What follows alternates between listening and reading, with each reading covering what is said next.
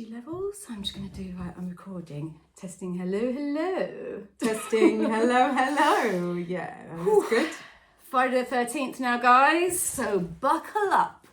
That's not part of it. Sorry. Okay, I'm going to just go for it, yeah. That's all right. Of course it is. Okay. Kim and M versus Evil. Behold, two armed and dangerous women do battle with the forces of cinema villainy. Hello and welcome to Kim and M versus Evil, the podcast where we tackle cinema's greatest and sometimes weakest villains. Our aim is to drill down with laser precision, like Reanimator's Dr. Hill or Abel Ferrara's Reno Miller in Driller Killer. Wow. Rhymes. Into the root cause of screen evil by dissecting some of our favourite villains. Sometimes we'll attack with a feeble hack and slash, like Laurie waving a knife at Michael Myers. Other times we'll be savage and frenzied, like Leatherface. It's all right. Leatherface. Who's Leatherface? You go for sometimes and I'll edit if you want. Sometimes we'll attack with a feeble hack and slash, a bit like Laurie waving a knife at Michael Myers. Other times we'll be savage and frenzied, like Leatherface wielding his chainsaw. But we'll always promise fun. At least we'll be having fun. I am Kim Taylor Foster. And I'm Emily Booth, and the movie of choice for this episode is a hugely influential slasher classic from the 1980s, 1980 to be precise. It's got a death curse. I wonder what it is. To date, it's spawned 12 films in total and counts as the progenitor, big word, of the second highest grossing horror franchise in the US. Are you getting it yet? I've seen them all and I've got clear favourites. Ask me later. Okay. Well, if you haven't already guessed, today we are talking Sean S. Cunningham's Friday the 13th. Ooh, is this one of your big favourites? Yes. Okay. It is a formative movie for me. Okay, fantastic stuff. Well, the film is 45 years old this year, can you believe that? And just as our inaugural episode about Jaws celebrated that film's 50th anniversary, so this, I guess, celebrates 45 years since the birth of the Jason Voorhees franchise. And there is another piece of trivia that links these two films. More on that in a minute. Yeah, so let's hitch a ride with a lechy old dude. Stop to talk to a crazy-seeming but truth-spouting doom-monger along the way and disembark at Crystal Lake to take a deep dive into Camp Blood.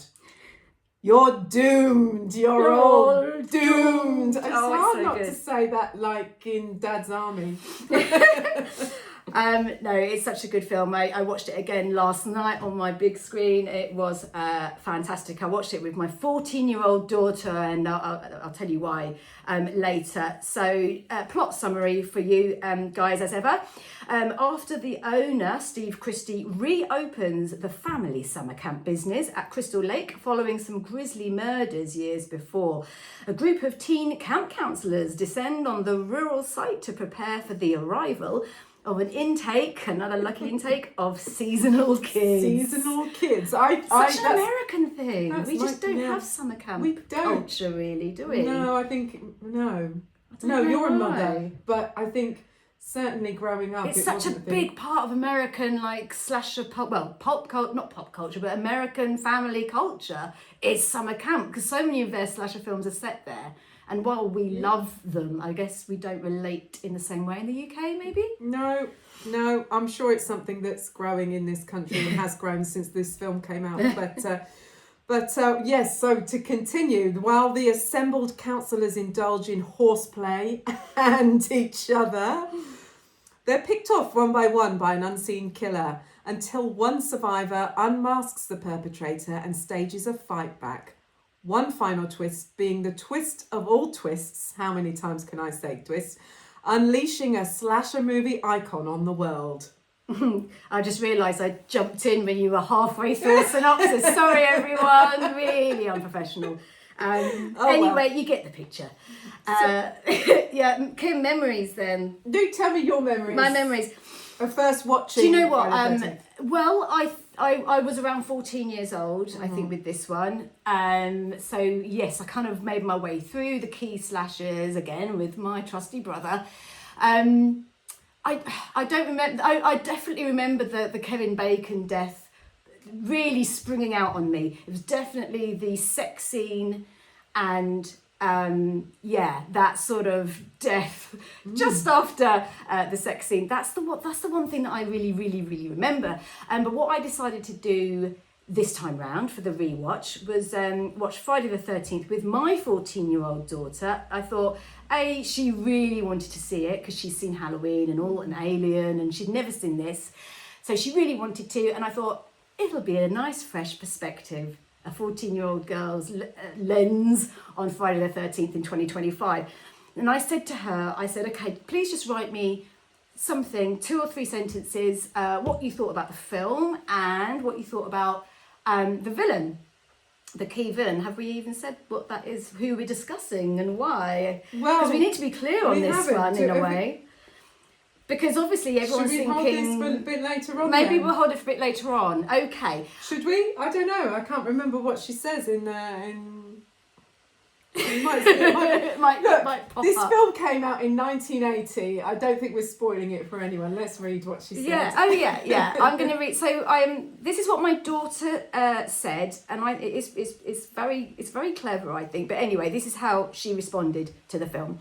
Friday the 13th is an iconic film that will go down as one of the first films to set the rules of horror, with characters that may now seem archetypal, a plot twist that to modern viewers might be a little predictable, and an interesting series of deaths. Friday 13th combines the psychological warfare, love that word, warfare, of a grieving mother, which is true, I didn't even look at it that way when I was young, with the shock value of a trashy slasher, and links it all together with a lovable final girl. And I'm like, oh, she said it all really. She said, I liked the pacing of the film. It challenges the newer, fast-paced, action-filled horrors with a simple setting, exciting kills, nostalgic feel, and typical yet brilliant characters. The plot twist that the killer is Jason's mother admittedly didn't come as a shock to me, as my uncle spoiled that for me years ago, but I can see and appreciate how forward thinking that would have been at the time. I think that as a society, people have this ingrained misogyny, which for a lot of people is unavoidable. The film challenges many people's views that the killer must be male because of how heartless and brutal the murders seem, instead choosing to put a motherly, kind, unassuming face of the killings. In fact, the killings aren't heartless at all. They're the opposite to that. They come from a place of love, trouble, and grief. Jason's mother is obviously deeply psychologically affected by his death, and although she seems merciless to the victim, she's doing it to avenge her son. Although the twist may seem predictable to some, seeing as similar ones have been used in more modern films, it's an undeniable usage of turning people's own ingrained flaws against them to create an interesting plot twist. The film isn't without flaws, she thinks, but is a key piece of pop culture and has helped shape the horror world as we know it today. I think we're done, Kim. Yeah, that's it. End of the podcast. No, I'm not going to be one of those annoying sing my kids' praises mums, and that's not why I've read it out. I genuinely wanted to see, how shocking it was for her at this age, and because she does know her horror. And no, I just think that was sort of quite a good sum up, and I think by the sound of it, she's certainly empathising with the killer. But anyway, over to you, my lovely, and your memories. Yeah, well, I mean, lots of talking points there. We'll come back to a lot of those, I think. Yes, thanks, Betty. But I mean, my first encounter with the franchise, Friday the 13th franchise, was actually part 3. That was the first one I saw, and it had a big impact on me, awakening in me a healthy fear of barns. If you remember Healthy part thing. 3, All right. don't go into a barn. Okay. You don't know Rule number what's hiding 7. in there. In the case of Friday the 13th part 3, Jason was hiding in the barn. I don't know. I mean, he spends most of the time hiding out there and killing anyone who comes in. I don't know why. Really. He didn't venture outside much. But the performances were memorable for me. which might sound funny because these films are not really character driven. But Jason etched himself on my soul for sure. And I went back, I was immediately hooked on this franchise, went back and watched the originals and watched gradually the rest. And it was critical to my lifelong love of horror, that film, this franchise. I love that, like Betty said, the first film is simple, and so the rest of the films, if you read, I think it was on Wikipedia, if you read the plot summary, it's basically a list of all the killings in the film, so it tells you there's not much goes on in it really, but I love the simplicity and honesty of all of these films. Well, they get a bit more convoluted, don't they, as you get into the Jason X's and blah blah blah. Confusing to me. Some are better than others. My favourites were always 4 and 6, which were 6 was a continuation of 4 directly, and 8. I've got the T-shirt today. Is that number? Jason Takes Manhattan, number 8. Yeah. Do you know what? I've only seen like the real classics. Classics, a good word. So yeah, I'm really rubbish at following on with sequels. I'm always a bit puritanical, not in a snobby way, but I'm like, oh God, is it really going to be any different? Well, I rewatched 4 recently, which I always knew. Sorry to jump in, but Corey Feldman is in 4, which I always knew, and I've totally forgot that Crispin Glover is also in 4. He's good. But six was special to me because I had a huge crush on Tom Matthews, who plays the grown-up Tommy, Corey Feldman's character from 4. Anyway, I don't know if you're going to touch on this, but again, because you do sort of forget that the basic kind of facts, and everybody, they see Jason Voorhees with the hockey mask. He didn't get that till number 3. That's right. I thought it was 2. I don't remember the sack head. Yeah. And I'm like, and there is a story, I've got it written down here somewhere. There's a really cool, I'm sure you know it, Kim, because you know everything about this one. There's quite a cool little trivia as to how the hockey mask came to be, and diehards out there will know it anyway, but we can do. Well, I have to find it because even though I know it, I want to get it right. Yeah. I'll return to it. All right. Well. No, there it is. I've diehards do know this.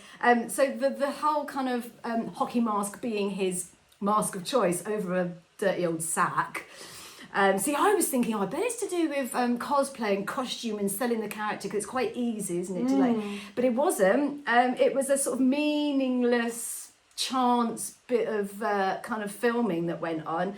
Who was it? They were doing Friday the 13th Part 3, and it was because just a practical need during filming. There was a 3D effects supervisor. I don't know why 3D. Is it 3D? It was released in 3D in cinemas. Yeah. There we go. A 3D effects supervisor was there, and he was a fan of the Detroit Red Wings. Suggested his goalie mask for a lighting test. So it just happened to be like on set, and they were doing a lighting test. So before doing the proper shot, and they were struggling to find a mask for Jason to do the lighting test. The director, and then they got this mask, used it for just a lighting test, and actually the director loved the look of the emotionless blank face. The filmmakers then modified it a bit, and there we go. It becomes an iconic piece of cosplay history. I mean, it feels a little bit like they went, random. What can we use that channels Michael Myers' blank? True. I thought it was intentional, but not according to that story. But when I was a kid first watching it, I had no idea about ice hockey. I didn't know that existed. I didn't know it, as a British again, child, it's a very American slasher. Yeah. So I just thought that mask was something that they'd invented. I was like, why has it got dots and holes in it? Yeah, which I thought was cool. But I remember feeling disappointed when I learned it was actually a hockey mask, thing that exists. Anyway, it's still cool. So, can I do my reaction still? Yes, please. So on the rewatch, for me, this is a bit off topic, Kim, right? Okay, I Because don't we were mind off talking a topic. little bit in between podcasts with our cup of tea and peanuts, my shit snack that I provided. Shit snack. We're really hungry. I got some nuts. And stale Doritos. Sorry. Yeah, anyway, on the rewatch, okay, there's one thing that stood out to me, nothing to do with horror, but I was like, wow. I presume they're supposed to be teenagers or at least in their early 20s. No, that's not it. Not the age. No, but they're really resourceful. They're capable. They're really enthusiastic. Boy, is that first hitchhiker girl. Hi, I'm so Annie. enthusiastic. I've got a huge motherfucking rucksack and I'm going to use it.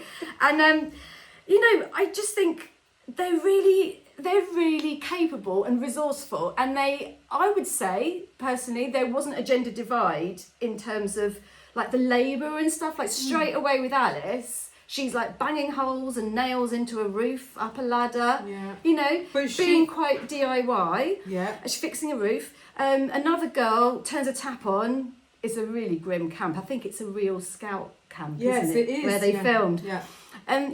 Faulty tap, doesn't work. She looks underneath, she does a bit of plumbing, fixes it. I don't know why they included all that, but I guess it's just to show how sort of ramshackle it all is. And I'm like, do you know what? Teenagers now, I just don't see it. They would just wave their hand under a faucet and go, no water.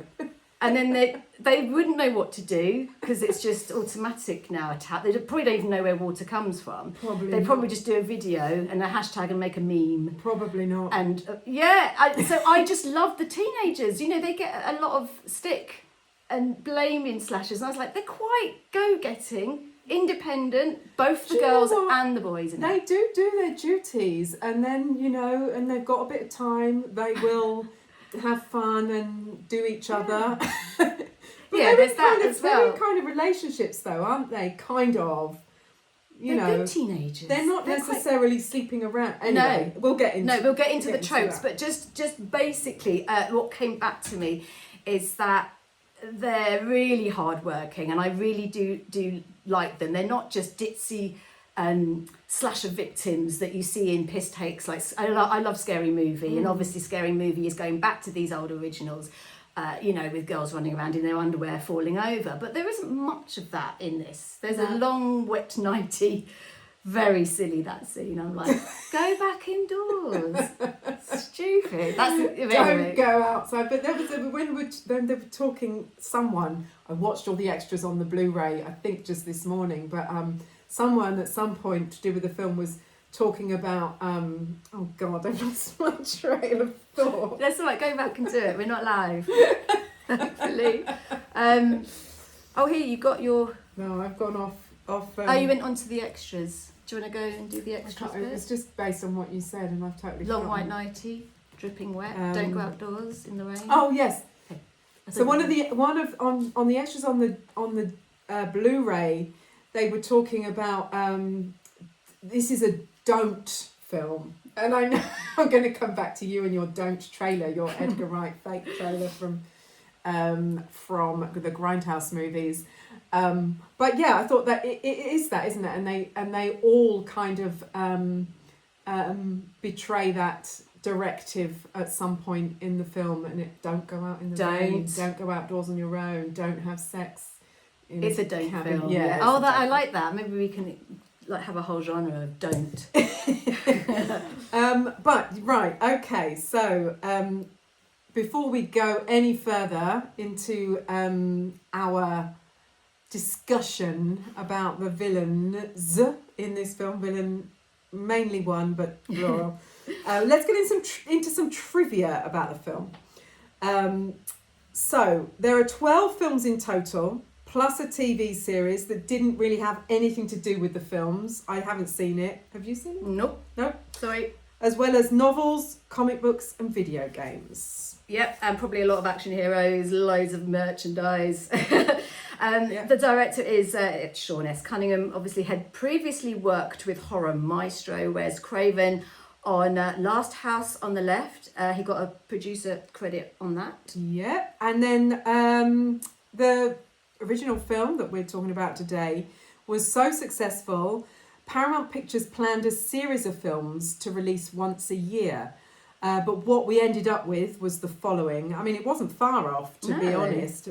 So the first one came out in 1980, part 2 in 1981, part 3, which reverted or changed to Roman numerals from from a standard 2. What do we call a standard 2? Don't know, standard 2? Standard 2.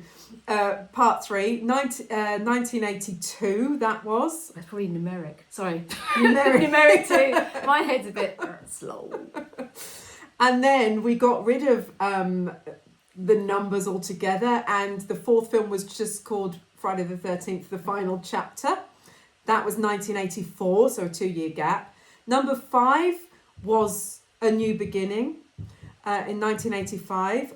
Part 6, the Roman numerals returned. Jason Lives, 1986. Part 7, we're still on Roman numerals. That was subtitled The New Blood in 1988. Part 8, Roman numeral again. Jason Takes Manhattan, the t-shirt I'm wearing today. I don't know if you can see it. If you're watching our outtakes, you might see it. 1989.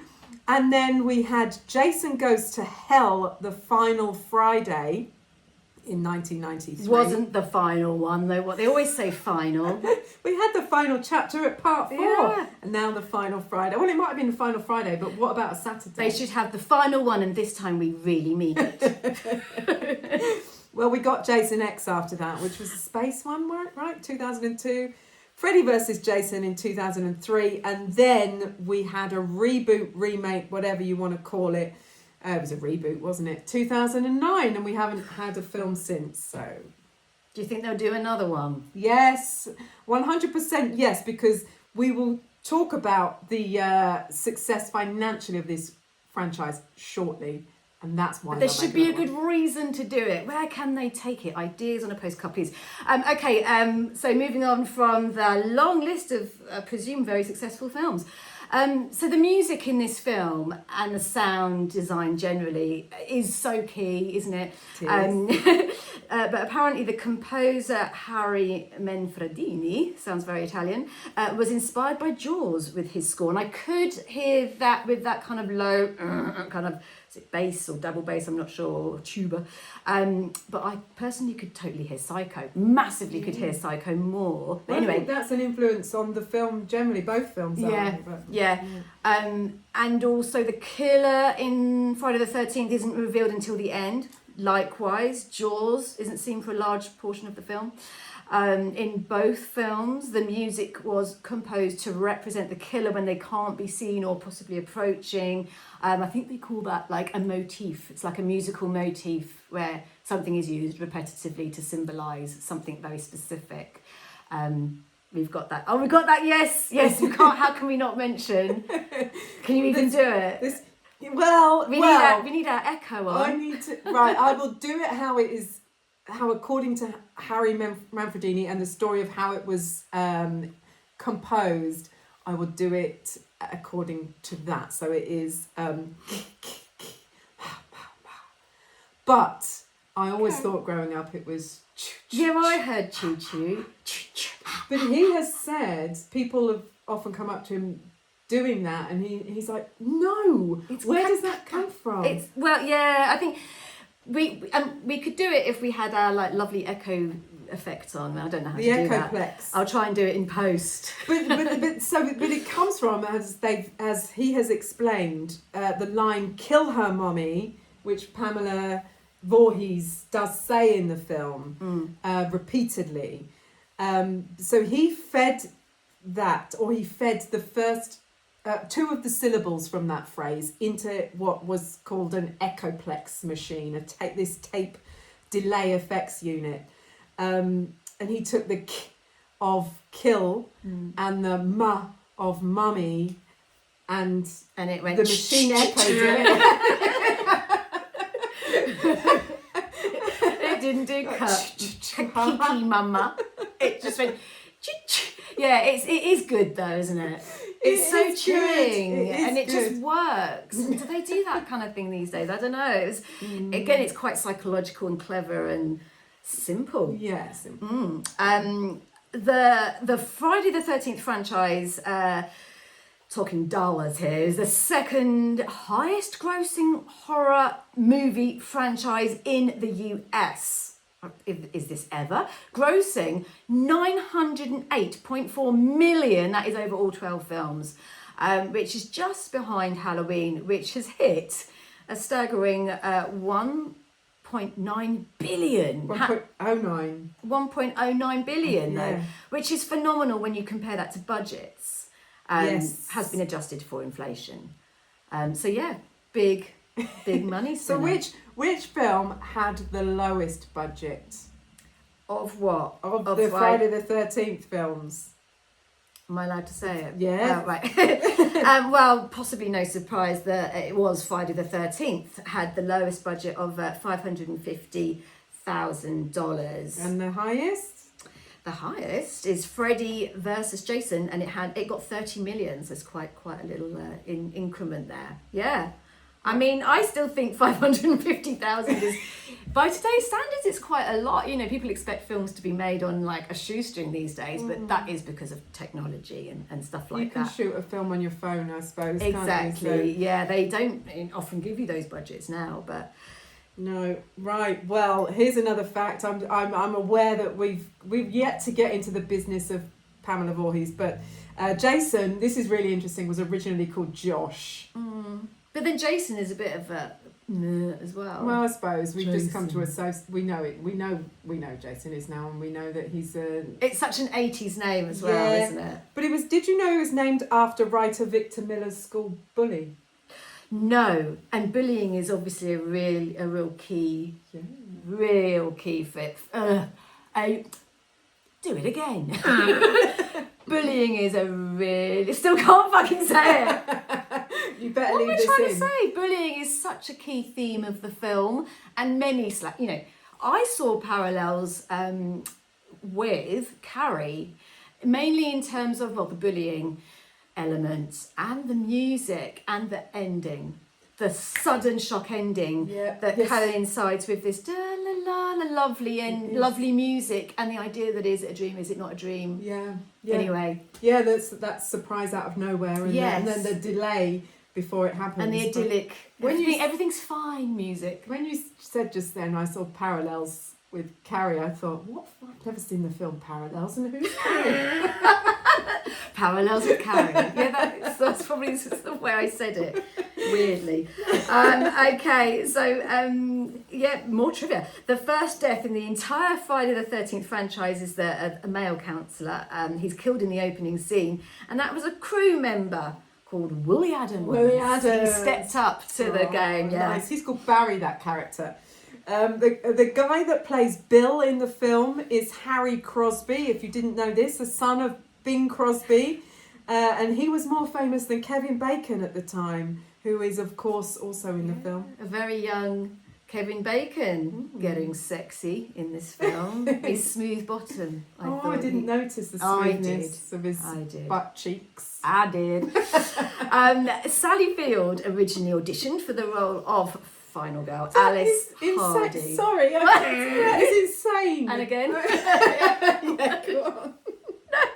Go on, do it again. What the fact I of one cut now? you off. No, it's okay. What are you still on buttocks? No. Oh.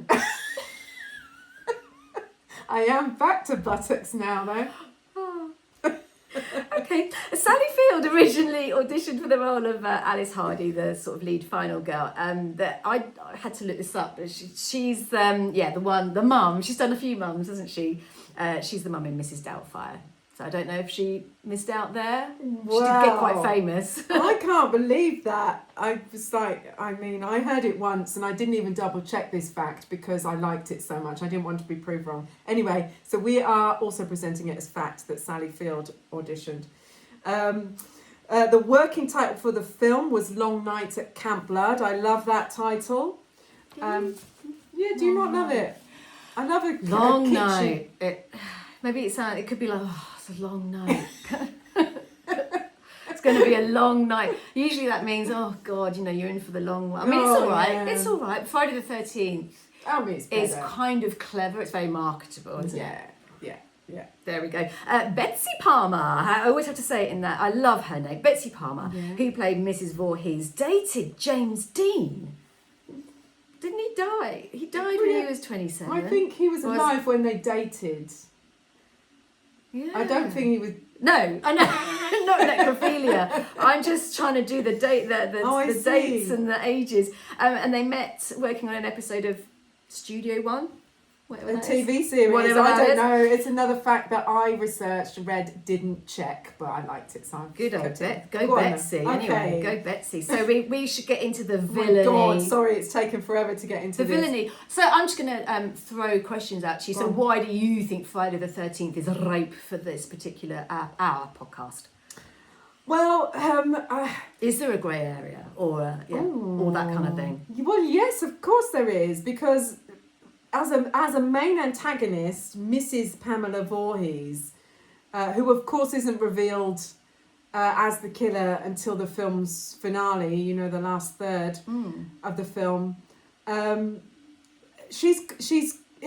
mean, her motivations are laid out. She's quite complex. It was quite a shock to see that it was a woman perpetrating the killings at the time. And I think she's an incredible villain, actually. I mean, apart from, she got this pristine shampoo and set hairdo, right? She wears a cable knit sweater and wields a machete like a motherfucker. Apart from that, Emily, you tell me, why do you think she's a good villain? Well, all of those things would have been conscious decisions, wouldn't they? I mean, obviously she's supposed to look incredibly mumsy. Yeah. All of that would have been a specific, character design. But Friday the 13th, in terms of villainy, it's a good one to look at. We're not going to look at the whole series because it's massive. We're going to concentrate obviously on Friday the 13th, part 1 or whatever. Also, when you listen to Betsy Palmer talk about the film and her character, she's like so dismissive of the sequel. She's like, who is this Jason Voorhees character? My son died in the lake. Well, that is controversial. There's a lot of theory. Oh God, how do we get into it? Sorry. Yeah, how can you be 12 and then 35? I don't know. That's a whole other issue that has been answered many times on many videos and podcasts out there. But in terms of so she's both, I think, both a likely and unlikely villain.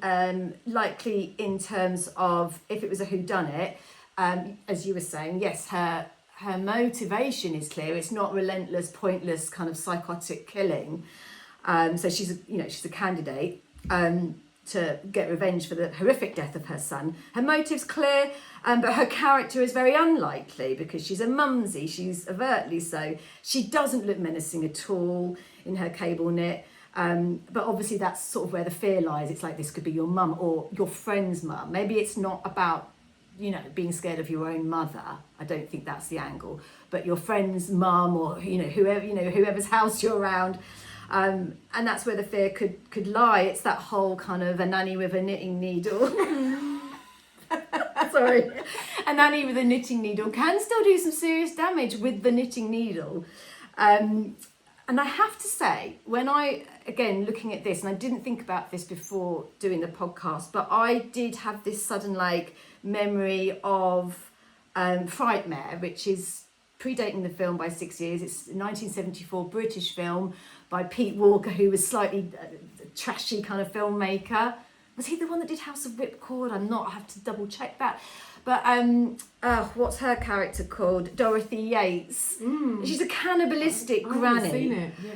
No, I mean, I can't. I've only seen flashes of it when I used to work at Salvation Films, and I think that was one of the films that they distributed. So I remember doing the press release for it. But anyway, I looked up whether Pamela Voorhees was maybe based on Dorothy Yates from Frightmare, because she is, like a sort of, 50, 60-year-old woman. And she is horrible looking, possibly much more menacing.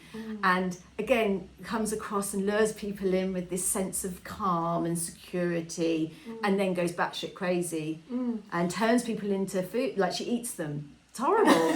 It's horrible. She'll have you for soup. So Wow. that makes her quite a good villain, and I don't know if I don't think it was inspired by Frightmare at all, but it definitely, there's a similar Well, I mean, theme there. there's definitely a way. There's definitely a thing with upending expectations and making something that would ordinarily you would not expect to be scary in both of those cases. I think this we were talking in the last episode about Fatal Attraction, and I think Pamela Voorhees has things in common with Alex Forrest as a villain, as a woman, a murderous woman, in that they both are women that use their feminine wiles to get what they want, and then they both turn crazy and murderous when provoked, right? And also, in Fatal Attraction, it's the spurning of her by Michael Douglas that sets her off. On this occasion, she's clearly got underlying mental issues. Maybe she's done it before. Who knows? Here, and here it's the neglect and the subsequent death of Pamela's son that sets her off. And they've also got this, as we talked about with Fatal Attraction, missing man, an absent father in their lives.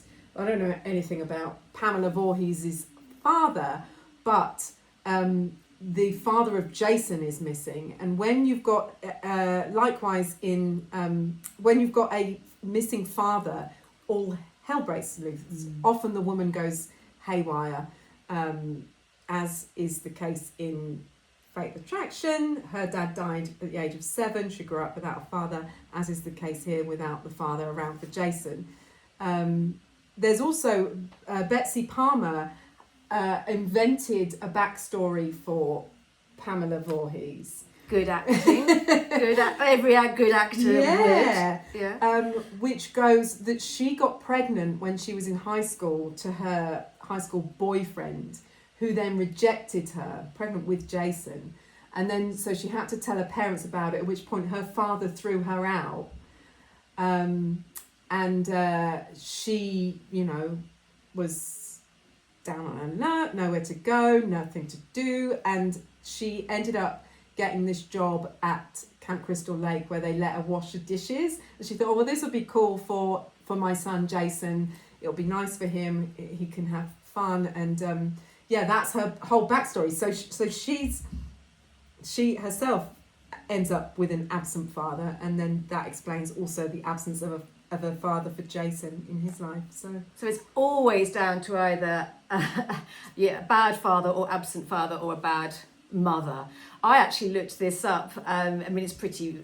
I didn't do a big deep dive into it, but I just typed in, mainly to make myself feel better, does bad parenting equal psychotic children, or words to that effect? And there's zero evidence. No, well, as long as there's a man around, you're fine. You're fine if there's a man giving orders. With his steadying presence. Yeah. There's something to be said for it. It is handy to have a man around. But also, just before we move on, you mentioned Psycho. Oh yeah. That's very, for those who can't actually see what we're doing, if you're only listening, Kim has got her own Camp Crystal Lake mug. And she's not going to give it away. In the competition. Sorry, I'm not drunk from it now. So it was pristine, but they'll want it even more now, Kim.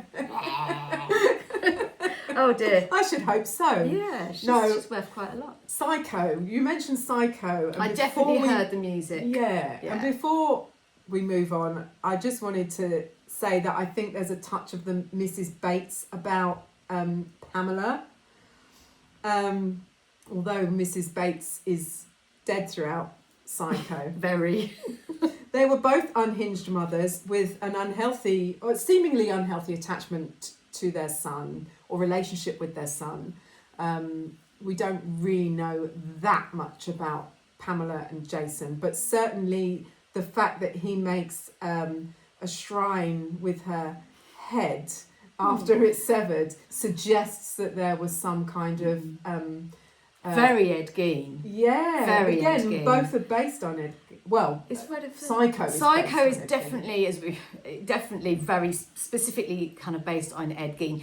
But I mean, again, talking about, you know, I don't like to always talk about the real world because we're talking about films. However, Ed Gein definitely had an unhealthy relationship with his mother, and I hate to say it, I don't mum bash, but she was very critical, unfortunately, in creating this very unhinged man. Yeah, well, I wouldn't. I know you don't like to blame the mother, but she was definitely. no, well, I think she like beat his penis up, Well, his penis up when he was masturbating and things like that. did you and- read it? Yeah. What? Well, there was no. I was going to. Did you? I didn't know that. That's. Well, I'm not saying. I don't know if she actually beat his penis, but there's. It's not really matter of fact, but there was a lot of guilt and shaming around sex. Well, this is because there him. was no father in the picture. Again, yeah. So And that's real life. Sorry, that's not how things go. I'm joking about it.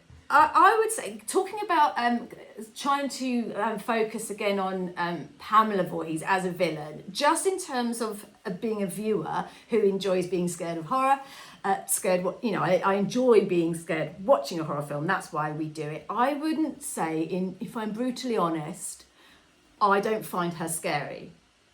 I didn't watch Friday the 13th, and the only scene that scares me, I love the film, but the only scene that scares me every time is that shock ending. I watched it again this morning, and I still literally had goosebumps all over me. It's I would say it was a masterclass in the jump scare. It's a masterclass in contrast, the lovely music with the jump scare, and that hideous burnt child jumping out. It's frigging horrible.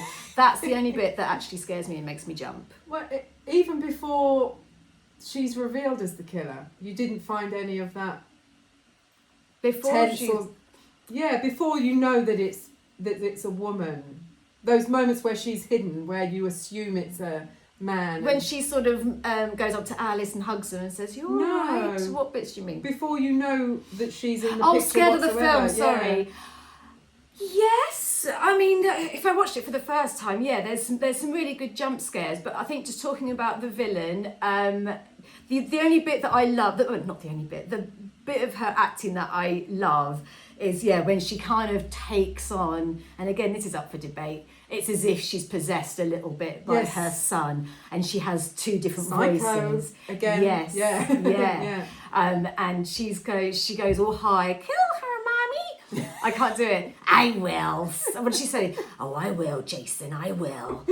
And actually she sounds quite like a man there. I certainly wouldn't want to cross her. She really bitch slaps that. Oh my gosh. I mean, I think if you were watching the film in a sort of festival environment, and I'm sure lots of people have, and a festival environment is very different to watching it at home.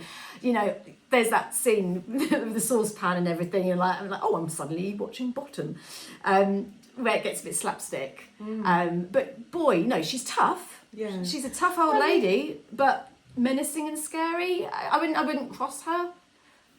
Well, I think there's an element of, in anything, when they unmask the secret killer, there's that element that's taken away of fear, because you can see who the person is now.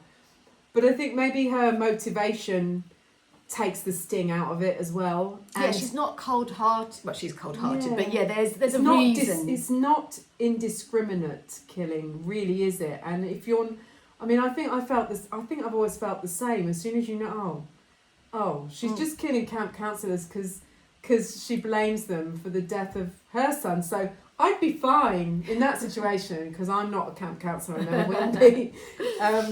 There's an element of that. It's. I think the switch is good. And again, that might come down to her acting and stuff, and the way they've painted her as this lovely mumsy figure when she comes in, and it feels like, Alice is being rescued and she has a hug, and then very slowly Alice is getting unnerved when the story comes out, that actually that was my son and I fucking hate camp counsellors.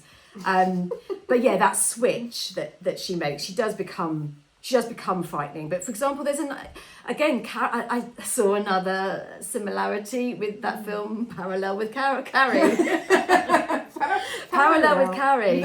I think Pamela Voorhees, she's sort of feminine, but sort of not. She's got short hair, quite a butch voice. She's masculine. She's got masculine energy. Masculine energy. Whereas Piper Laurie, who plays Margaret White in Carrie, I would say I found her. I know we're not talking about Carrie yet. I love that. I found her really horrible, really nasty piece of work. She is, and very feminine. But I'm sure from that character's perspective, she's doing the right thing. But from Pamela Voorhees' perspective, she's the hero in her story. She, and you can sympathise with her to a degree because, well, she's lost her son.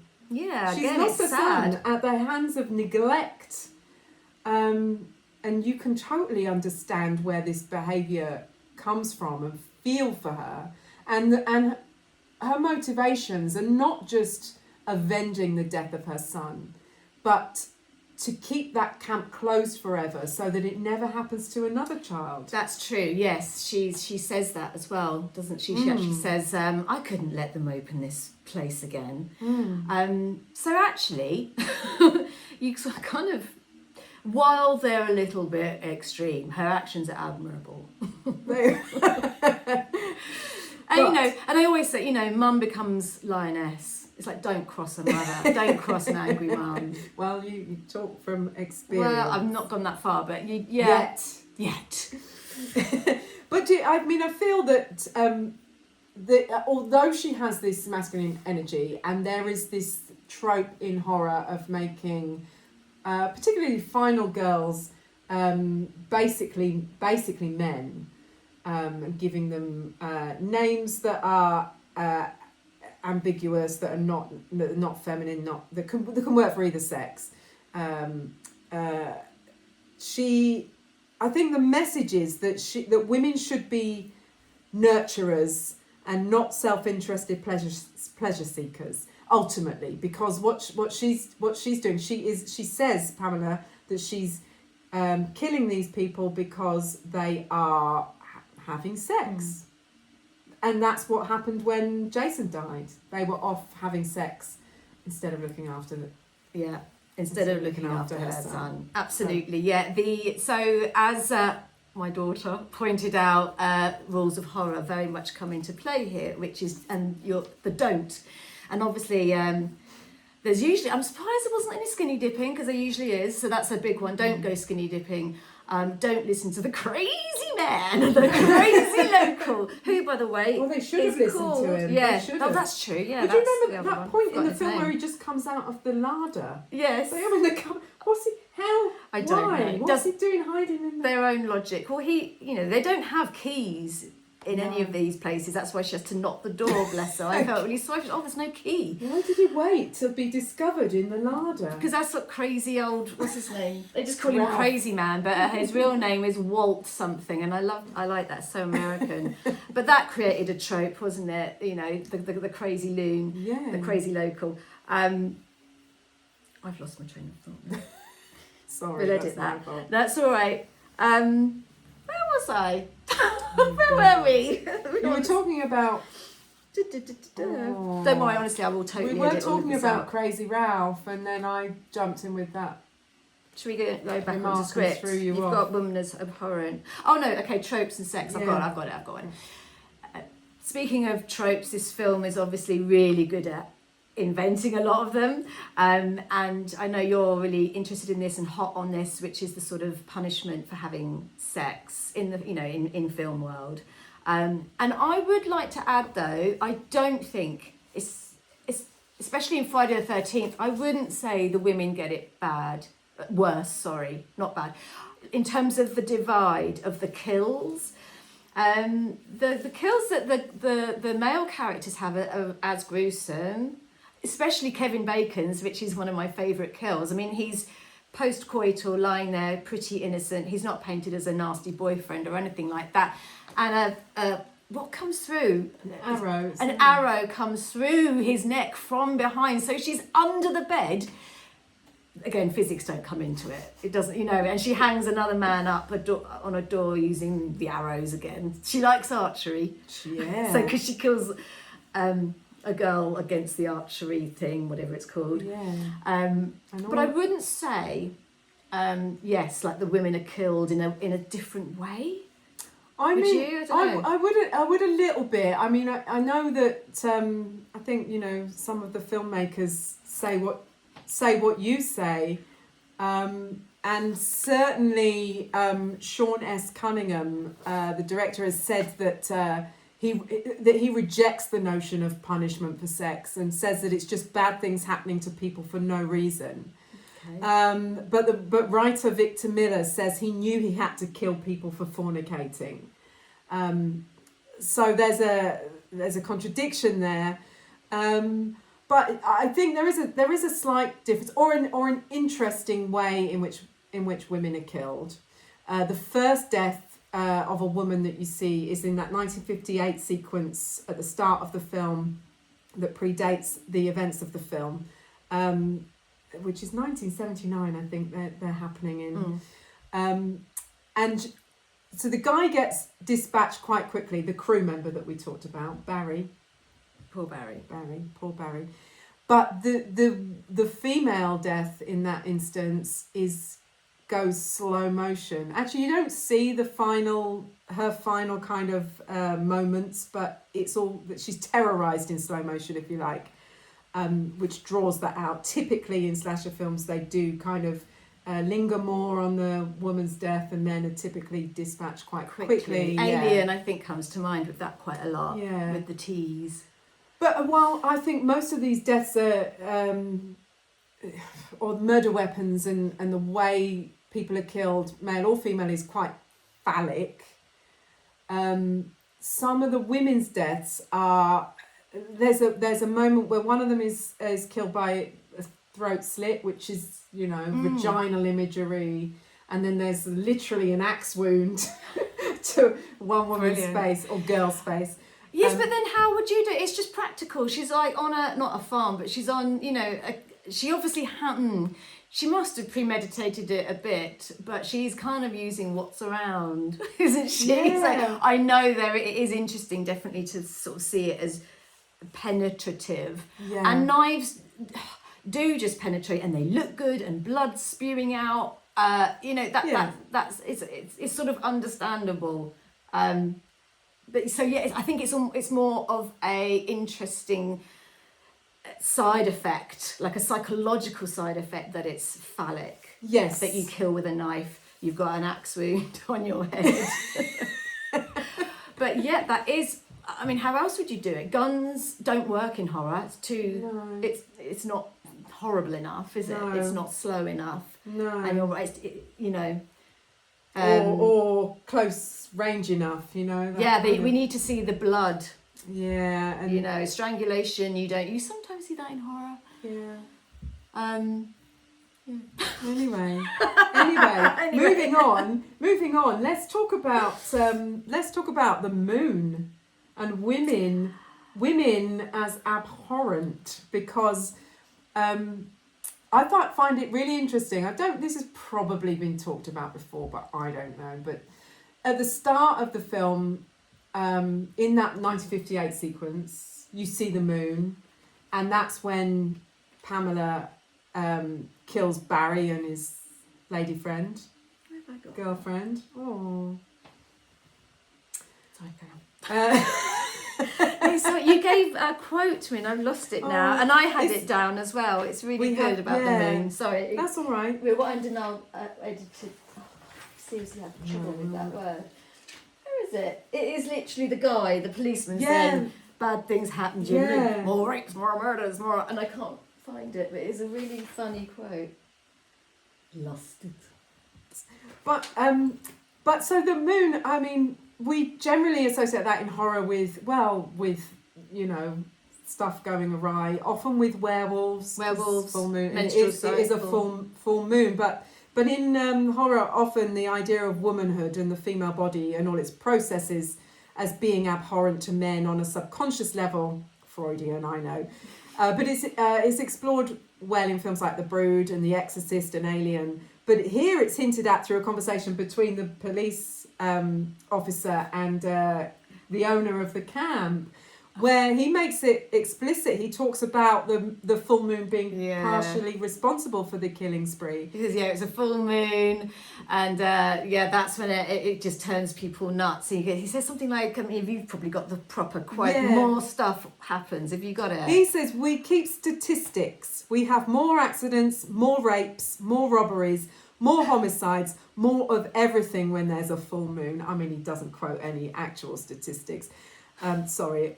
It upsets people, makes them nuts. What he means, it makes women nuts because the moon is linked with menstrual cycles. Menstrual cycles, which...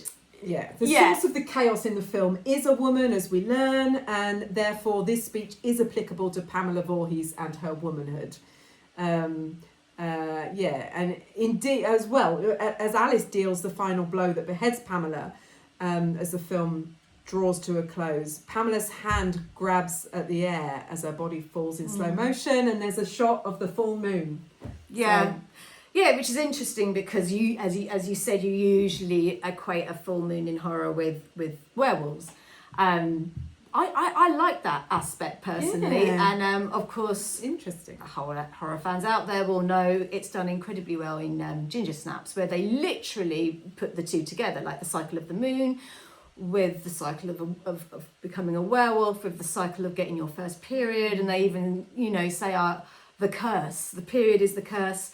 I've got the curse, as in I've just got my first period, and I've got the curse, as in shit, I've been bitten by a werewolf. And I remember watching that for the first time a long time ago, and thinking it was one of those moments where you think, why hasn't anyone done that before? Like, made that link? It's brilliant.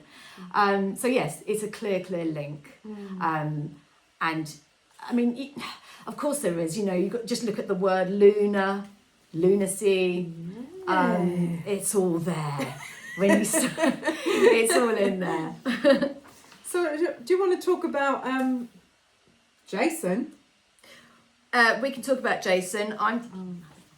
Wrap it soon. Where are we? I'm on. Yeah, where do you want to go for this? I've talked about that. We've talked about Final Girl thing a bit. Talk about seeing the villains. I mean, I just think because we're getting to nearly an hour, should we start? What's this one? Real Root of Evil. Yeah. What's the root of the evil? Because her avenging her son's death is not. It's not the same as Roots of Evil. I'm not doing this to include on the podcast. Let's go to this bit then. Okay. If you want. Shall I start with that? And then go on. You can roll. So coming back to our podcast really, and what we're interested in exploring, which is trying to look at horrors that we all know and love, but trying to root out the real cause of evil. Where is the evil in the film? So the real villain, or at least the film's messaging, is possibly twofold here. We've got wanton lust is bad and will lead to horrific things raining down on you, especially if you're a woman. And then older, unmarried, overbearing women with an uncomfortably close attachment to her son, crazy, hysterical harridans. We've got steer clear. Yes, I guess that's the root of the evil. I don't think there's any sort of societal roots of evil, which we've covered before, haven't we? Yeah. That are more clear in some films. Yeah, like with Jaws and Jaws and Hellraiser and Fatal Attraction. Yeah. Whereas I think this film is much. It's more contained. It's psychological. I don't think they're doing a social commentary here. No. Not only knowingly. if there is a theme and there is a root of evil, despite what the director says, it is investigate or interrogating or exploring the theme of lust, one of the 7 deadly sins, right? And if you engage in that or you give into that, then as you said, stuff will rain down on you. Speaking of rain, I was thinking, is that real? I mean, either they had a lot of rain machines because I I mean, think you usually they use rain machines instead of actually filming in the rain. But bloody hell, it was so soaking wet through a lot of the filming. They did say it was cold and wet in some of Okay. those extras that I watched this morning. Maybe they so- just had to roll with it, because I've worked with a rain machine before, and Have they're- you? oh Have you? yes, in Evil Aliens, it's so rainy, it's ridiculous. It's like it's almost like the bucket. It's just relentless. Oh, you get Horrible. soaked. And speaking of like I don't know if we've done this yet, or whether it was in the rehearsal. But there's and again, I think the counsellors are quite reasonable. They're not completely stupid girls. You know, they're like, No. I'm going to run up the stairs. I'm going to keep falling over. They don't do too much of that silly girliness. That's what I don't think they're too stupid at all in this. The one thing that annoyed me was I forget the character's name. She sort of hears something weird, like a coming from the woods. It's pissing down. She's just settled down with a book. I don't care what child is stuck in the rain. She goes out, not just for like a second. She goes out for ages in this long white dripping wet 90 going, hello, anyone there? Like, no, there isn't. Go back indoors. She was, I mean, I know it's silly. It's a film. I get that. But yeah, that's the only bit that I thought was a bit stupid. Oh, you know. As in, don't. I would totally do that. I wouldn't do that. I Not for pretend some I didn't stupid kid. pretend I didn't hear it, but I would say to myself, it's just the wind. It's just the wind. Well, Okay. I think that's about it. I mean, I'm sure we could go on for another 5 hours probably, but I'm not going to. No, We're not going not. And also, you know, this is just focusing on Friday the 13th, not Jason Voorhees, because he's not the villain here. He No. becomes a villain. That is a whole other huge, not bag of fish. That is a whole other. What's it called? I like Kettle that, of fish. bag of No. fish. Oh Let's call it- God. That's a whole other story. So, just very, very, very quickly, Kim. It's very. I know we're all burblers, aren't we? Do you Sorry. prefer Pamela Voorhees or Jason Voorhees as a villain? Oh my God, Jason Voorhees. I'm sorry. I having watched the third one first as a kid, going back to watch the first one, and I'm like, what the fuck? Where is Jason? Yeah. I missed him. So, yeah, I do. Pamela's maybe more complex, but Jason's a lot more fun. So, and Agreed. Okay. Well, all that remains for us to say is thank you for joining us from the watery depths of Crystal Lake, from whence you emerged salmon-like, as if a resurrected, water-bloated and disfigured young man who drowned years ago. You're all doomed. despite this, we hope you found our chat interesting and maybe a little bit fun. We will return soon with another glimpse into the world of villains. But for now, we'll leave you with an insightful quote from Pamela Voorhees herself, who claims a failure to understand the type of evil that could possess a person, so to inflict such extreme violence upon such pretty young things. It's true. Oh my lord, so young, so pretty. Oh, what monster could have done this? I can't think of anyone better than you, Em, to deliver that line, except maybe Betsy. Betsy. But thank you so much. Goodbye and stay evil, mainly so we've got something to talk about. Cue the music. Yay! And another. It's literally, it's interesting every time. I think it's just going to be an hour, isn't it? Yeah. I'm going to remember to stop it this time. Yeah. I don't know what to do with the videos.